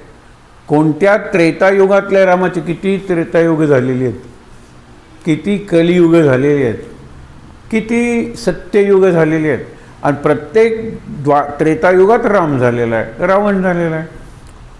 प्रत्येक द्वापर युगात कृष्ण झालेला आहे, कंस झालेला आहे. प्रत्येक कलियुगात बुद्ध झालेला आहे. आणि कलियुगाचा विशेष म्हणजे नामातून मुक्ती, स्मरणातून मुक्ती, नामस्मरणातून तर नक्की मुक्ती. हे कलियुगाचा केवढा फायदा आहे. कलियुग हा निधी म्हणजे सागर आहे, दोषांचा सागर आहे. त्याच्यात एकच गोष्ट महत्त्वाची आहे, ती म्हणजे नाम, रामनाम, ती मुद्रा. तुला कुठल्या रामाची पाहिजे मुद्रा? नाही नाही तो राम त्रेता, अरे किती त्रेतायुग झालेले आहेत. नाही नाही तो सीतेचा तरी किती सीता झालेल्या आहेत. नाही तो रामराज्यावर किती रामराज्य झालेले आहेत. तुला कुठली मुद्रा पाहिजे? हनुमान काही न घेता परत येतो आणि त्यावेळेला म्हणतो माझी मुद्रा म्हणजे काय वस्तू आहे? नाम ही काय वस्तू आहे? नाम लिहिलं श्रीरामाने गळ्यात घातलं त्याला लॉकेट म्हणतात. असा मोठा मणी केला त्याला पेंडंट म्हणतात. बघा ना तुम्ही विचार करा. लिहून काढलं, घराला नाव दिलं श्रीराम निवास. हे वस्तू आहे का? राम नाम नाही आहे. आता पुढे काय म्हणतो ते बघा. केली ब्रह्मदेवे सृष्टी संस्थापना, निर्मेली अर्जुना प्रजा सर्व. सगळी प्रजा निर्माण केली. तेव्हा स्वधर्माचा नित्ययज्ञ बला लावूनिया दिला प्रजेसी. त्या लावून दिल्या. लावून म्हणजे कामाला लावला म्हणतो ना आपण, कामाला लावलं. यज्ञ कर म्हणजे काय? मी तुला शिकवलं आहे. अरे तुझ्या जन्माच्या वेळेलाच मी यज्ञ केला. तर तुम्हाला सांगतो ना, माझा यज्ञ कुठला असेल, तुमचा यज्ञ कुठला असेल, शोधून काढूया ना. मी काय चांगलं करू शकतो, तो माझा यज्ञ आहे. मी 4 गोष्टी चालेल, 4 यज्ञ कर. पण मला जे सहज जमतं, देवानी ज्याच्यासाठी माझी निर्मिती केलेली आहे 1, देवानी ज्याच्यासाठी मला इथे पाठवले 2, आणि देवानी जिथे मला अपॉइंट केले 3. म्हणून तुम्हाला मागे म्हणलो होतं ना, विश्वमखिलम उद्धरतुमे निर्मिता वयम. आम्हा भारतीयांची निर्मिती त्या हरीनं, त्या प्रभूने विश्वाचा उद्धार करण्यासाठी केलेली आहे. मग मानवम समुद्धरतुमे निर्मिता वयम, मानव जातीचं कल्याण करण्यासाठी आमची निर्मिती झालेली आहे. हरिणा प्रेषितावयम पाठवलंय, प्रभूना योजितावयम. आम्हाला देवानी पाठवलं आणि त्यांनी काम दिलं करून. मी जर समजले हेच माझं काम आहे, हेच माझं काम आहे, बस ते मी करतोय. आनंद मिळतो का? हो. त्याच कामातून मला आनंद मिळेल. I am meant for it. ज्याच्यासाठी माझी योजना केलेली आहे, योजना म्हणजे अपॉइंटमेंट. अपॉइंटमेंट मला हा आणि तो साहेब काय देणार आहे? I am appointed by him to do this. मला जर जमत नसेल ना तर ना हे माझी सेवा नाही आहे, दुसरं करून बघूया. एक तुम्हाला जमेल. स्वयंपाकातला एखादा पदार्थ जसा चांगला जमतो तसं अनेक कामं आहेत. मला कुठलं काम चांगलं जमेल? तो माझा स्वधर्म. काम करणं ते माझं स्वकर्म आणि तोच माझा यज्ञ आणि तीच माझी मुक्ती. सोपं गणित म्हणलेलं आहे. तर पुढे आणखीन सोपं सांगेल, जरा बघूया. तेव्हा स्वधर्माचा नित्ययज्ञ मला. स्वधर्म तुला योग्य आहे ते काम तू कर. तुझी नेमणूक केली आहे ते काम तू कर. अगदी लक्षात घ्या. तेव्हा स्वधर्माचा नित्ययज्ञ भला लावून या दिला प्रजेसित्या, तेव्हा प्रजा सर्व ब्रह्मदेवाप्रती करोनी विनंती म्हणे देवा. प्रजा म्हणजे आपण. जे निर्माण केलं त्याने विनंती केली ब्रह्मदेवाला. काय केली? कशाचा आधार सांग येते आम्हा मग पद्मजन्मा. म्हणजे कमळात वरती बसलाय ना, नाभी कोणाची? विष्णूची. त्यातून वर काय आलं? कमळ. कमळाचा जो देठ आहे तो नाभ, म्हणून हा पद्मनाभ. आणि हा पद्म, ते वरती कमळ आलं, त्याच्यावर ब्रह्मदेव बसला. त्याला 4 तोंड. सगळीकडे बघून वेदांची निर्मिती, वेदाची म्हणजे ज्ञानाची निर्मिती. पण पद्मनाभ ही नाभीच नसती तर ब्रह्मदेव कुठे बसला असता? म्हणून त्यांनी सांगितलं तो पद्मजन्मा काय बोले म्हणे ऐका. आता हे नीट ऐकूया, आपण वाचूया. म्हणे ऐका तुम्हा स्वधर्मानुसार दिला जो आधार स्वधर्माचा. तुमचा आधार स्वधर्म हाच आहे. त्याची स्वधर्माची करा उपासना सफळ कामना तेणे मग. त्या स्वधर्माची उपासना करा. म्हणून मला नोकरी मिळाली म्हणतात ना की you will not gate what you like but you can always like what you get. मला पाहिजे ते मिळतच नाही ना. आपण मराठीत फार चांगली म्हणे, पदरी पडलं पवित्र झालं. हा हॅपी कॉम्प्रोमाइज असला पाहिजे. काय करायचं? पदरी पडलं पवित्र झालं. रडत का म्हणता तुम्ही? पदरी पडलं पवित्र झालं. पवित्र झालं म्हणजे मी केलं with the help of my Sadhguru and God. मी पवित्र केलं आणि मग खरंच तुम्ही धन्य. ह्याच माणसांनी मोठी कामं केलेली आहेत. बघा तुम्ही. त्याच्यानंतर तेव्हा प्रजा सर्व ब्रह्मदेवाप्रती करोनी विनंती म्हणे देवा. कशाचा आधार सांग येथे आम्हा मग पद्मजन्मा काय बोले म्हणे ऐका तुम्हा स्वधर्मानुसार दिला जो आधार स्वधर्माचा त्याची स्वधर्माची करा उपासना सफळ कामना तेणे मग नको व्रत नेम. बघा, नको व्रत. मी हे एकादशी करतो, उपवास करतो, करा फॉर सेल्फ डिसिप्लिन आणि शक्ती मिळण्यासाठी. शक्ती मिळण्यासाठी करा, जीवन सुधारण्यासाठी नाही. हे प्रारब्धाचे भोग तळण्यासाठी तर नक्कीच नाही. नको सांगित. नको व्रत, नको नेम, नको पीडणे देहासी, न जावे तीर्थासी दूर कोठे.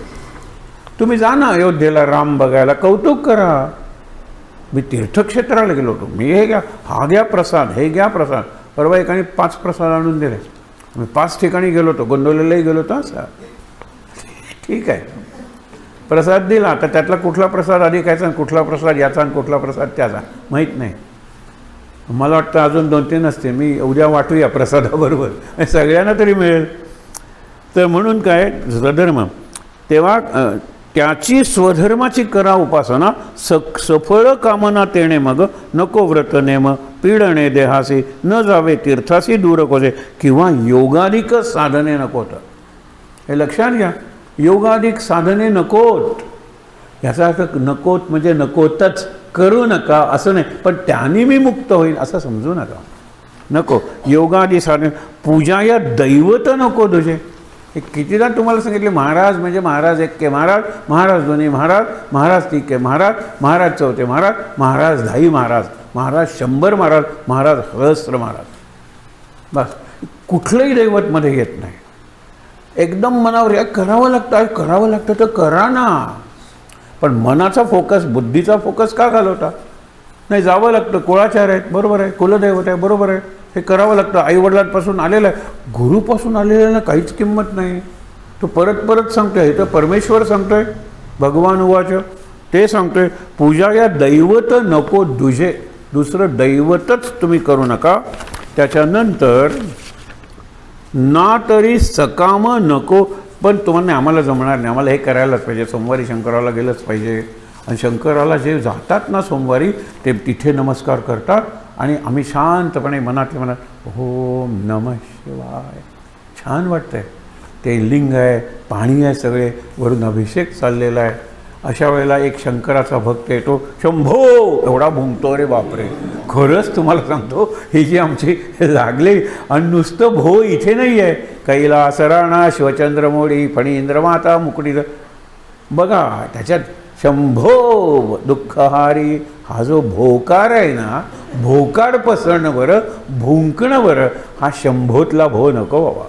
बम बम भोले, काय आत जायचं, मौन पाळायचं, मूक व्हायचं, स्तब्ध बसायचं, डोळे मिटायचे, यात दुसरं काहीच कुठे जायचीच गरज नाही आहे तिथे सगळं आहे आणि सगळीकडे मी आहे, हे लक्षात घ्या.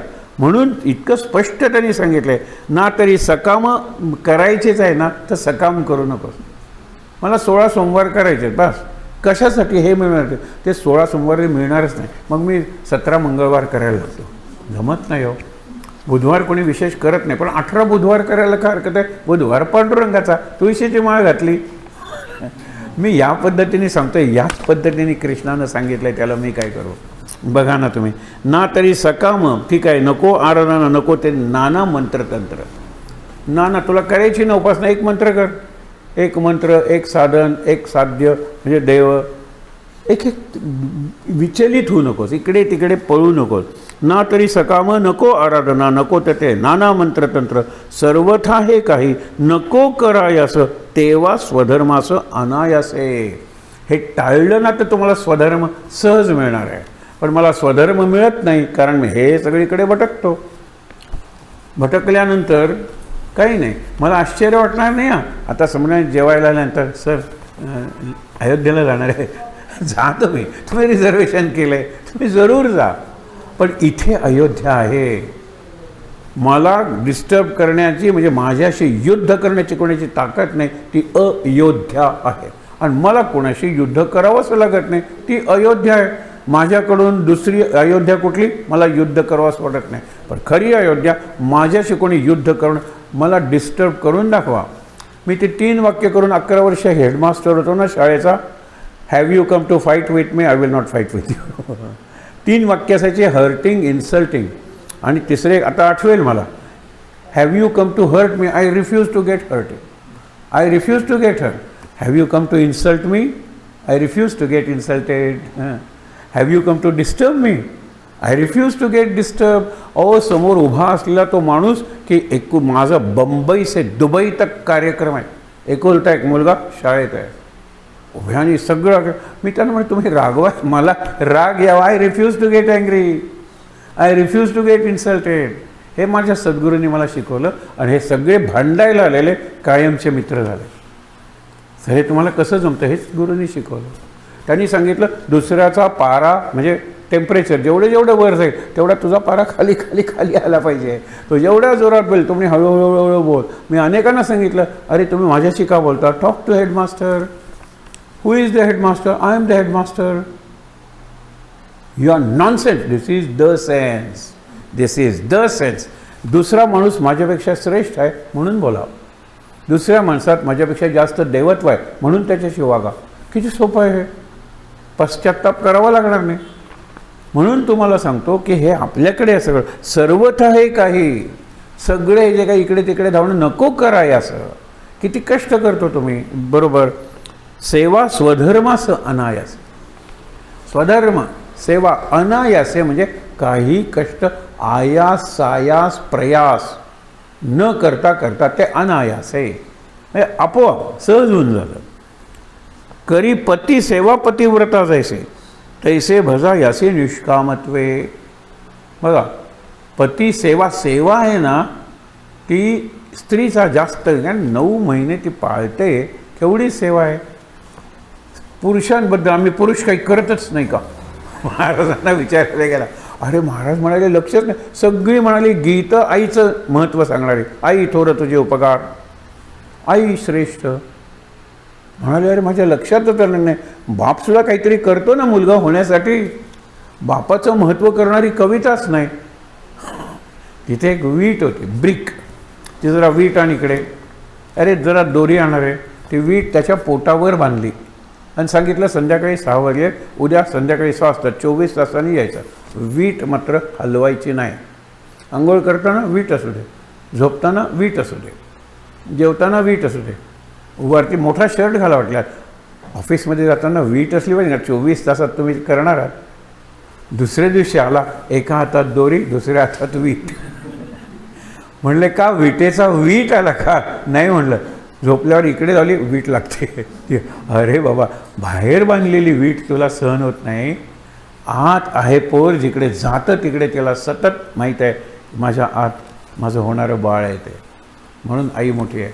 Mother carries the child for 9 months, so the child can never be greater than mother. Child can be greater than father. चांगला शिकला, चांगले पैसे मिळवले, चांगलं व्यक्तिमत्व आहे, चांगलं काम केलं, वडिलांपेक्षा श्रेष्ठ.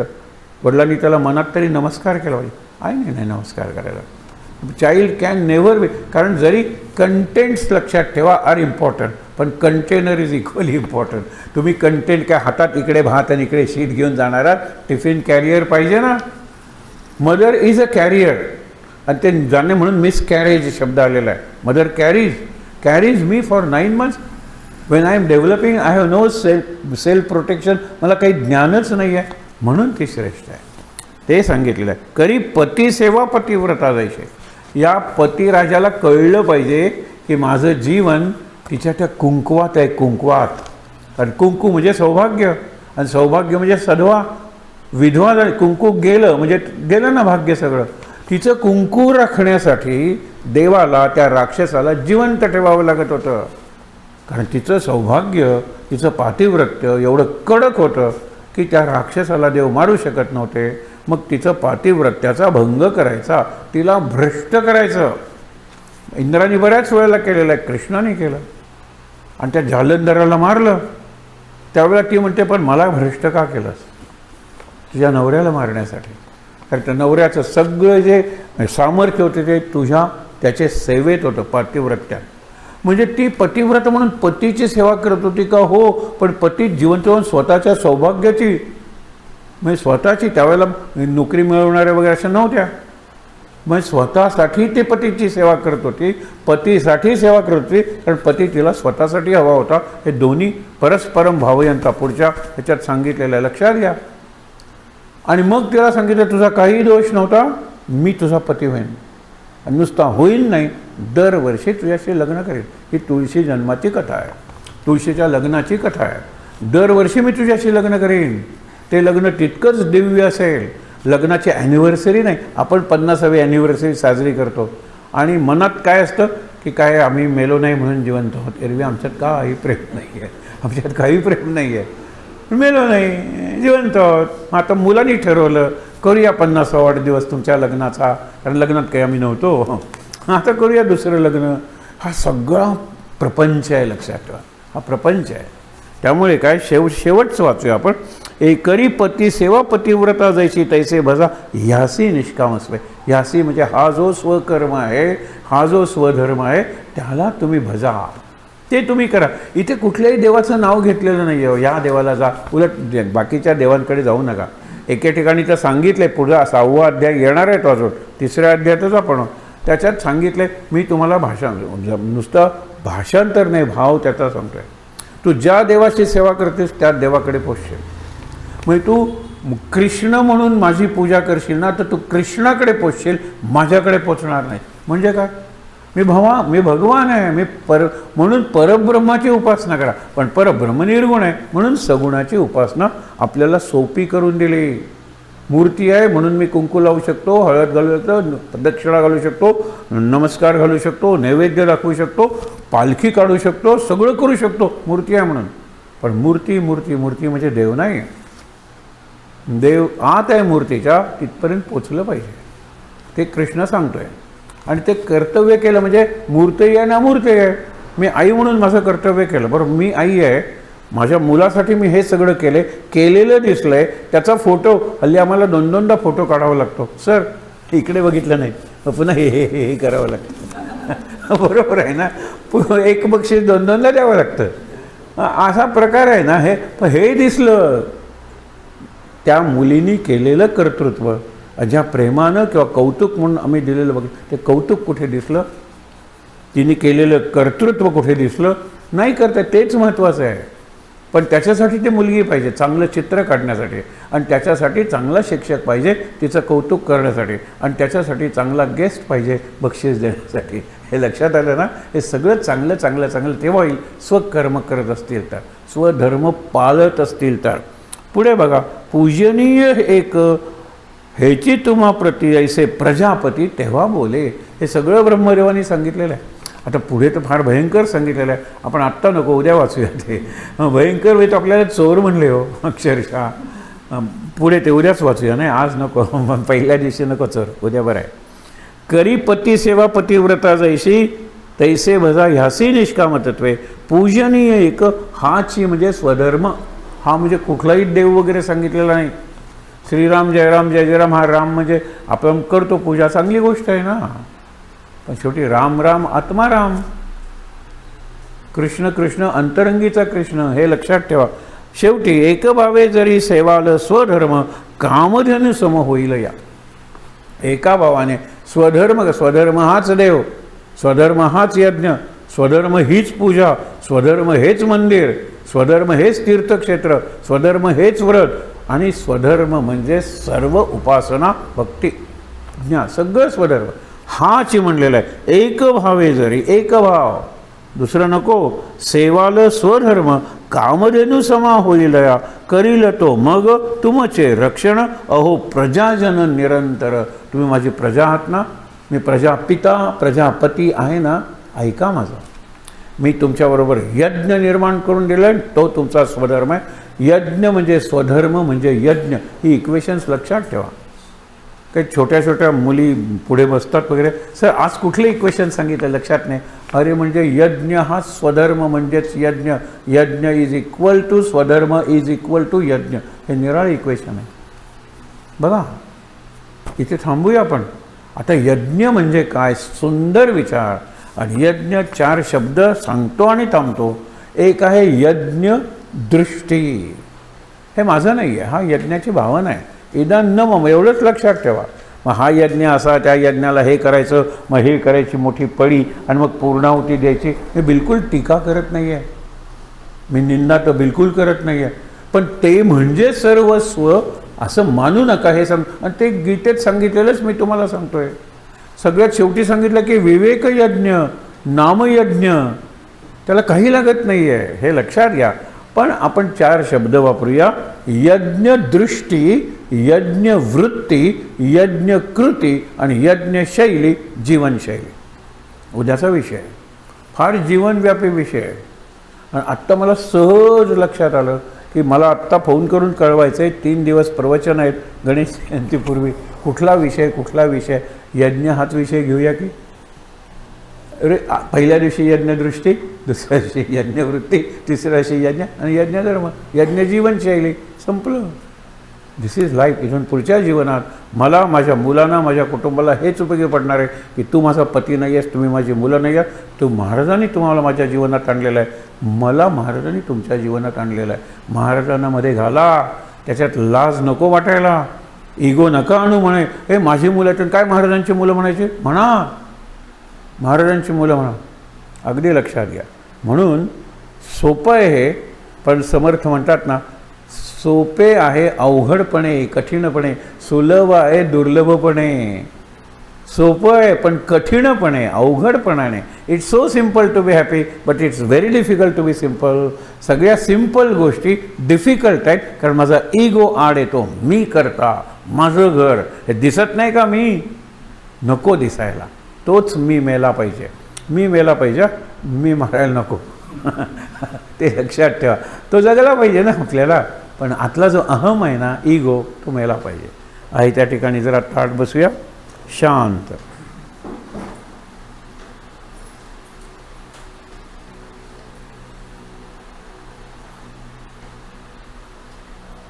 शांतीपाठ म्हणूया. त्याच्यापूर्वी नेहमीचा श्लोक. सदा सर्वदा योग तुझा घडावा, तुझे कारणी देह माझा पडावा. उपेक्षू नको गुणवंता अनंता, रघुनायका मागणे हेची आता. जय जय रघुवीर समर्थ. ओम सहनाववतु सहनौ भुनक्तु सह वीर्यं करवावहै तेजस्विनावधीतमस्तु मा विद्विषावहै. ओम शांति शांति शांति. डोळे बंदच ठेवून 3दा दीर्घ श्वासोच्छ्वास.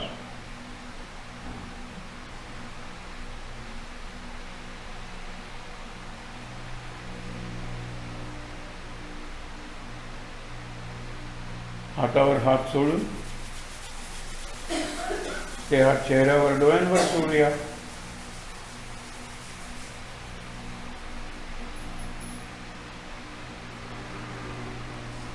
सावकाश डोळे उघडून समोरचे सगळे देव साधू संत दरबार दर्शन घेऊया आणि इथे असलेल्या सर्वांना नमस्कार करूया. शांत आनंद. महाराज महाराज.